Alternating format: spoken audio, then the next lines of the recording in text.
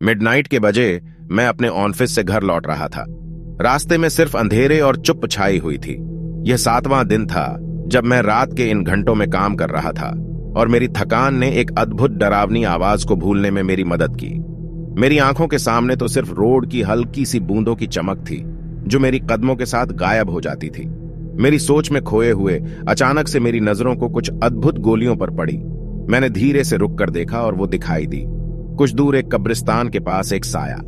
उसकी सिलवटों के बारे में कुछ अद्भुत था, जैसे कि यह साया किसी अनदेखे शरीर की हो। मेरा दिल धड़कने लगा, मगर मेरी जिज्ञासा मुझे वहां ले जाने के लिए मजबूर कर रही थी। मैंने अपने कदम बढ़ाना शुरू किया और उस साये की ओर बढ़ने लगा। जैसे ही मैं उसके पास पहुंचा, एक अजीब सी ठंडी हवा और मेरे सर पर घात डालने लगी। मेरी त्वचा पर खूबसूरत बुरी खबरों की अंगीठी रह गई, क्योंकि वह साया अब आसपास के पेड़ों और गहरी शवदाहों की ओर मुड़ गया था। जीवित रोमनिया में बच्चों की कहानियों से भी डरावने, सायों से भरपूर कब्रिस्तान का दृश्य मेरे सामने था। मेरी दम घुटने लगी, मगर मेरी आवश्यकता ने मुझे वहां बने रहने के लिए मजबूर किया।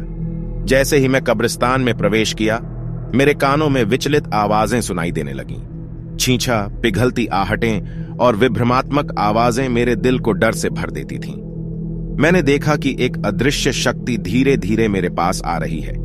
मेरे होंठ सूख गए और खौफनाक शपथ ली जा रही थी कि इस दर्शन से बाहर निकल जाऊं, पर वह आवाज और पास आ रही थी, और जैसे ही मैंने उठने की कोशिश की, मेरे पास रुक गई। और तब मेरे सामने वो दिखाई दिया, वो दिल से बहुत बड़े और भयानक चेहरा जिसे मैंने कभी नहीं सोचा था। उसकी आंखों में अनगिनत दरिंदगी थी और उसकी होठों पर अनजान दरिंदगी का खतरनाक मिलान था। मेरी सांसें थम गईं और मेरी आंखों के सामने एक अदृश्य शरीर की आत्मा थम गई, जिसने शायद अब भी कब्रिस्तान की दुनिया में जी रही थी। वो मेरे पास आई और मेरे कदमों के साथ मेरे दिल की धड़कन को बढ़ा दी। मैं देख रहा था कि कैसे वो साया मेरे पास आ रहा है और मेरा दिल गुदगुदाता जा रहा था। उसकी आवाज मेरे कानों में गूंज रही थी, तुम मेरी मदद कर सकते हो। मेरी भीतर खौफ और दया की भावना एक साथ उमड़ आई। मैंने उसकी ओर धीरे से मुड़कर देखा और उसकी आंखों में वो ही विनाशकारी दरिंदगी नहीं थी, बल्कि एक बेहद विलक्षणता भी थी।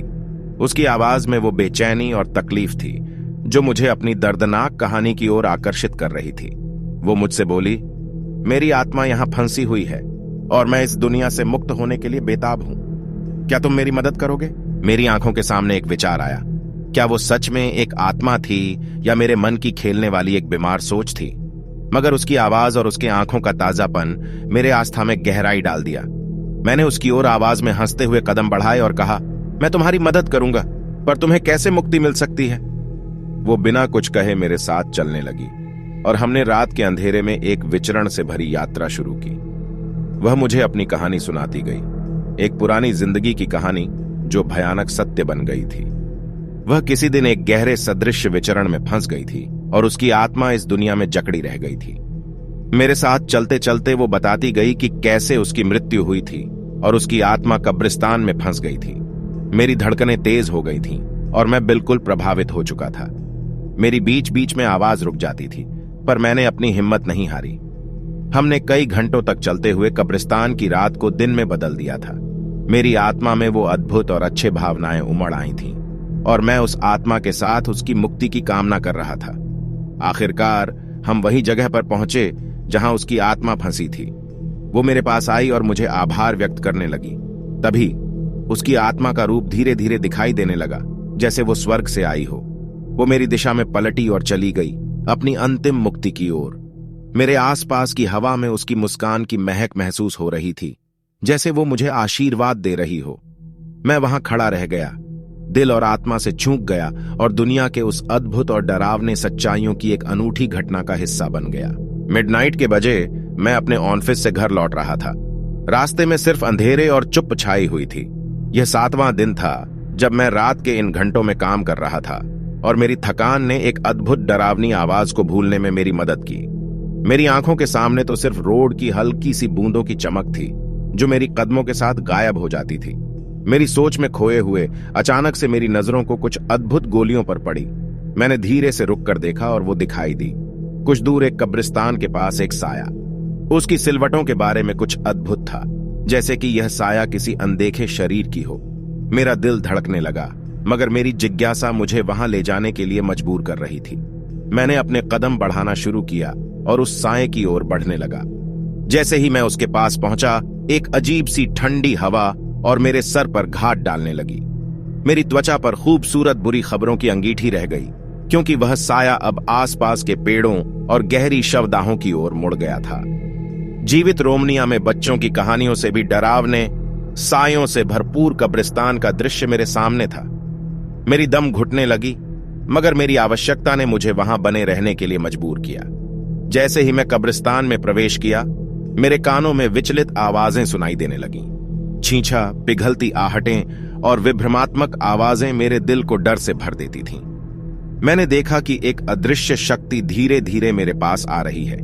मेरे होंठ सूख गए और खौफनाक शपथ ली जा रही थी कि इस दर्शन से बाहर निकल जाऊं, पर वह आवाज और पास आ रही थी, और जैसे ही मैंने उठने की कोशिश की, मेरे पास रुक गई। और तब मेरे सामने वो दिखाई दिया, वो दिल से बहुत परे और भयानक चेहरा जिसे मैंने कभी नहीं सोचा था। उसकी आंखों में अनगिनत दरिंदगी थी और उसकी होठों पर अनजान दरिंदगी का खतरनाक मिलान था। मेरी सांसें थम गईं और मेरी आंखों के सामने एक अदृश्य शरीर की आत्मा थम गई, जिसने शायद अब भी कब्रिस्तान की दुनिया में जी रही थी। वो मेरे पास आई और मेरे कदमों के साथ मेरे दिल की धड़कन को बढ़ा दी। मैं देख रहा था कि कैसे वो साया मेरे पास आ रहा है और मेरा दिल गुदगुदाता जा रहा था। उसकी आवाज मेरे कानों में गूंज रही थी, तुम मेरी मदद कर सकते हो। मेरी भीतर खौफ और दया की भावना एक साथ उमड़ आई। मैंने उसकी ओर धीरे से मुड़कर देखा और उसकी आंखों में वो ही विनाशकारी दरिंदगी नहीं थी, बल्कि एक बेहद विलक्षणता भी थी। उसकी आवाज में वो बेचैनी और तकलीफ थी जो मुझे अपनी दर्दनाक कहानी की ओर आकर्षित कर रही थी। वो मुझसे बोली, मेरी आत्मा यहां फंसी हुई है और मैं इस दुनिया से मुक्त होने के लिए बेताब हूं। क्या तुम मेरी मदद करोगे? मेरी आंखों के सामने एक विचार आया। क्या वो सच में एक आत्मा थी या मेरे मन की खेलने वाली एक बीमार सोच थी? मगर उसकी आवाज और उसकी आंखों का ताजापन मेरे आस्था में गहराई डाल दिया। मैंने उसकी ओर आवाज में हंसते हुए कदम बढ़ाए और कहा, मैं तुम्हारी मदद करूंगा, पर तुम्हें कैसे मुक्ति मिल सकती है? वो बिना कुछ कहे मेरे साथ चलने लगी और हमने रात के अंधेरे में एक विचरण से भरी यात्रा शुरू की। वह मुझे अपनी कहानी सुनाती गई, एक पुरानी जिंदगी की कहानी जो भयानक सत्य बन गई थी। वह किसी दिन एक गहरे सदृश्य विचरण में फंस गई थी और उसकी आत्मा इस दुनिया में जकड़ी रह गई थी। मेरे साथ चलते चलते वो बताती गई कि कैसे उसकी मृत्यु हुई थी और उसकी आत्मा कब्रिस्तान में फंस गई थी। मेरी धड़कनें तेज हो गई थीं और मैं बिल्कुल प्रभावित हो चुका था।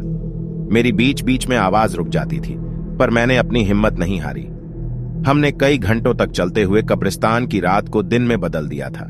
मेरी आत्मा में वो अद्भुत और अच्छे भावनाएं उमड़ आई थीं और मैं उस आत्मा के साथ उसकी मुक्ति की कामना कर रहा था। आखिरकार हम वही जगह पर पहुंचे जहां उसकी आत्मा फंसी थी। वो मेरे पास आई और मुझे आभार व्यक्त करने लगी। तभी उसकी आत्मा का रूप धीरे धीरे दिखाई देने लगा, जैसे वो स्वर्ग से आई हो। वो मेरी दिशा में पलटी और चली गई, अपनी अंतिम मुक्ति की ओर। मेरे आसपास की हवा में उसकी मुस्कान की महक महसूस हो रही थी, जैसे वो मुझे आशीर्वाद दे रही हो। मैं वहां खड़ा रह गया, दिल और आत्मा से चूक गया और दुनिया के उस अद्भुत और डरावने सच्चाइयों की एक अनूठी घटना का हिस्सा बन गया।